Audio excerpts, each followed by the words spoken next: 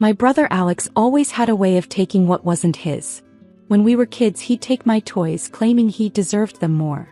In high school, he took my college fund because he needed it for his future. But this time he went too far. He took my entire life savings, $127,000 that I had carefully set aside over 5 years of working double shifts and sacrificing every comfort. I discovered it on a quiet Tuesday morning. My bank account, which I'd been monitoring religiously as it grew closer to my dream of opening my own business, was empty. Just zeros where my hopes and dreams had been stored. At first, I thought it was a mistake. Then I saw the transfer record, all to one destination: wedding venue deposit, Crystal Lake Manor. My hands shook as I dialed Alex's number. He answered on the third ring, his voice casual as if he hadn't just destroyed 5 years of my life. "Oh, Emma finally noticed," he chuckled. "I was wondering when you'd call." "Alex, that was my entire savings," my voice cracked. "How could you? How did you even get access? Mom gave me your account details. Remember when you made her your emergency contact? She thought it was the right thing to do. After all, Jessica and I need a proper wedding venue. You know how her family is, all old money and expectations." I felt sick. Our mother, who had always favored Alex, had helped him steal from me. "You need to return it. Now." "Sorry sis. Non-refundable deposit." His voice turned cold. "Besides, what were you going to do with it anyway? Open that little cafe you keep talking about? Please. You'll never amount to anything anyway. At least this money is going to something worthwhile. Making sure Jessica's family sees that we Prestons belong in their world." I sat there, phone pressed to my ear, as my brother effectively told me my dreams meant nothing compared to his social climbing ambitions. "The wedding's in 3 weeks, he continued, almost bored. "Don't bother coming if you're going to make a scene. Jessica's family doesn't need to see any unfortunate displays." He hung up, leaving me alone with the reality that my own family had betrayed me. What Alex didn't know, what none of them knew, was that while they were busy underestimating me, I had been quietly building something of my own. That cafe dream? It was just a cover story. 3 years ago, I had started buying and renovating small event venues. The first was a tiny garden space I got for almost nothing because it needed so much work. I poured every spare minute into fixing it up, learning everything I could about the events industry along the way. That venue led to another, then another. I operated under an LLC name, keeping my identity private. No one in my family knew that Preston Ventures LLC had grown into one of the most successful event venue companies in the state, including Crystal Lake Manor, the very venue where Alex and Jessica were planning their dream wedding. I pulled up my laptop and logged into the venue management system. There it was, a booking under Preston Montgomery Wedding. Jessica's father had spared no expense, adding every premium package available. For a moment, I considered canceling the booking right then. But no, that would be too easy. Alex and Jessica's wealthy families needed to learn a lesson about judging people by appearances. I picked up my phone again, this time calling my assistant. "Maria, remember that Preston Montgomery wedding booking for Crystal Lake?" "Of course, Ms. Preston. The bride's father has been quite demanding about every detail. I think it's time I did a personal inspection of the venue. Schedule it for their final walkthrough next week." "The one where both families will be present?" "Exactly." I smiled, thinking of the contract sitting in my desk drawer. The one listing me as the sole owner of Crystal Lake Manor. I believe it's time for a proper introduction. I spent the next week preparing. While Alex and Jessica celebrated with expensive dinners and parties, I reviewed every detail of their wedding contract. They had signed for our most exclusive package. Nearly $200,000 for the venue and services alone. Mom called twice, probably to justify helping Alex steal my money. I didn't answer. Let them think I was sulking, broken. In 3 weeks, they would learn exactly who they had underestimated. The day of the final walkthrough arrived bright and clear.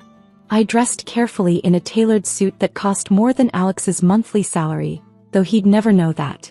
To him and my family, I was still just Emma, the sister with the silly cafe dreams. As I drove to Crystal Lake Manor, I thought about all the times Alex had taken things from me, how our parents had always justified his actions. "He needs it more," they'd say. "You understand, don't you, Emma?" Well, they were about to understand exactly what their actions had cost them. I parked my car and watched the Montgomery's fleet of luxury vehicles arrive. Jessica stepped out of a Mercedes wearing designer clothes that probably cost more than what she thought I made in a month. Alex was right behind her, looking every bit the social climber in his new suit.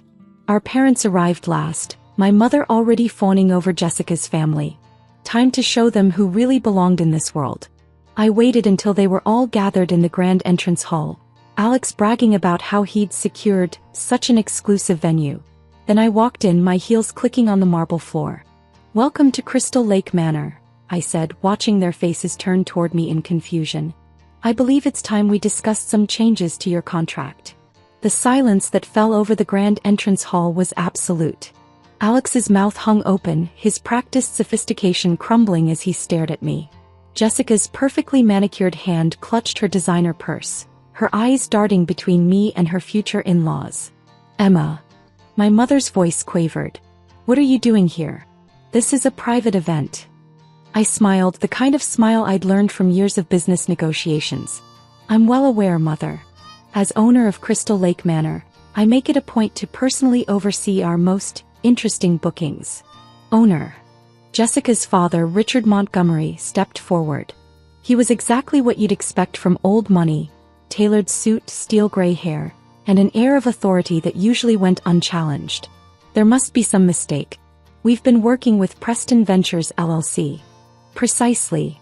I pulled out my business card, crafted from heavy stock with gold lettering. "Emma Preston, CEO and founder of Preston Ventures LLC.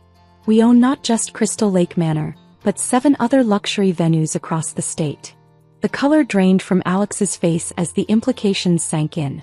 He'd stolen my savings to impress these people, never realizing I was already in their world. "Above it, actually." "That's impossible," he stammered. You were saving for a cafe." "A cover story," I said simply. "I learned early on that people underestimate what they don't see as a threat. Speaking of which, let's discuss the recent unauthorized access to my personal account." Jessica's mother gasped. "Alexander, what is she talking about?" I opened my tablet, pulling up the banking records. 3 weeks ago, $127,000 was transferred from my personal savings account to Crystal Lake Manor's booking system. The transfer was authorized using credentials stolen from my emergency contact information. "It wasn't stealing," my mother interjected, her voice shrill. "Alex needed it for the wedding." "You've always been so selfish, Emma. Your brother deserved." "Deserved what exactly?" I cut her off. "The right to steal from me? To dismiss my dreams while using my money to fund his social climbing." Richard Montgomery's face had turned an interesting shade of red. "Jessica, is this true? Was your wedding venue booked with stolen money?" Jessica's perfect composure cracked. "Daddy, I didn't know. Alex said he had savings." "Oh, he had savings," I smiled coldly. "Mine." I turned to Maria, who had quietly appeared at my side. "Please pull up the original contract for the Preston Montgomery wedding." She handed me a leather portfolio. I opened it, removing the contract that Alex and Jessica had signed with such pride. According to Section 7.3, any evidence of fraudulent payment or illegal activity renders this contract null and void. "You can't do this." Alex lunged forward, but Jessica's father held him back. "Actually, I can. And I should."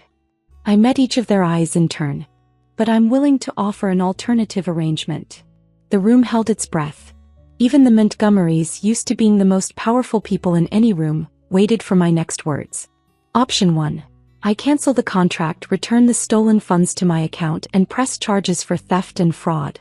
Your perfect wedding dissolves and Alex faces potential jail time. My brother's face went from red to white. Our mother started to speak, but I held up my hand. Option 2.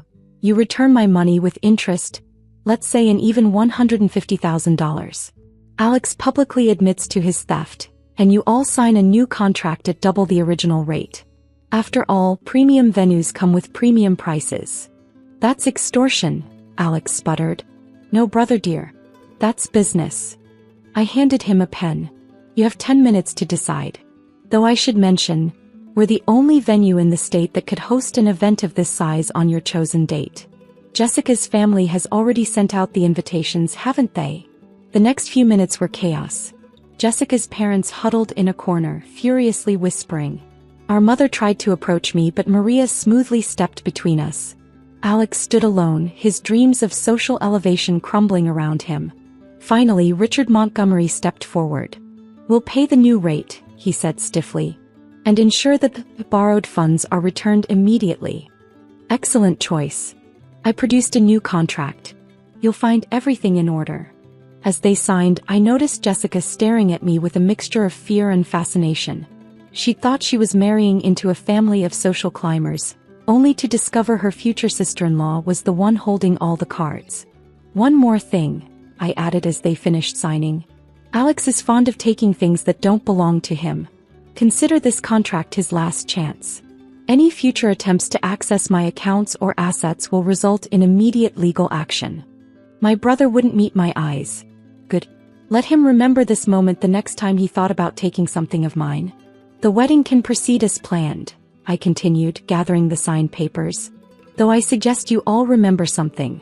Success isn't about who you know or what you take from others. It's about what you build for yourself. I turned to leave, then paused. Oh, and Alex, remember what you said about me never amounting to anything? Next time, check who owns the building before you make assumptions. The aftermath was exactly what you'd expect. The wedding went ahead, though it was hardly the joyous occasion they'd planned. Alex and Jessica had to downgrade several elements to afford the new rate, and the Montgomery family treated them with notably less warmth. Our mother tried to apologize a week later, claiming she'd only wanted to help her son. I sent her response through my lawyer, a cease and desist letter and documentation of exactly how much money Alex had taken from me over the years. As for my business, the story somehow made its way through high society circles. Apparently, people were impressed by how I'd handled the situation. Our bookings doubled, then tripled. We acquired 3 more venues the following year. Sometimes I drive past Crystal Lake Manor at night, remembering how it felt to stand in that entrance hall and finally show my family who I really was. The venue is beautiful in the moonlight, its windows glowing softly, hosting other people's dream events. Alex and Jessica's wedding photos still hang in the venue's gallery, along with hundreds of others. But theirs has a special place, right next to my first business license and the original deed to the property. A reminder that sometimes the best revenge isn't about getting even. It's about rising so far above those who doubted you that they can never reach you again. The last I heard, Alex had taken a job at one of Jessica's father's companies, a junior position with little chance of advancement. The Montgomerys never quite got over discovering their dream venue had been booked with stolen money. Me. I'm still buying venues, still growing my empire. But now everyone knows exactly who they're dealing with. No more cover stories, no more hiding my success. After all, I've learned that the best way to stop people from taking what's yours is to make sure they know exactly how much you're worth.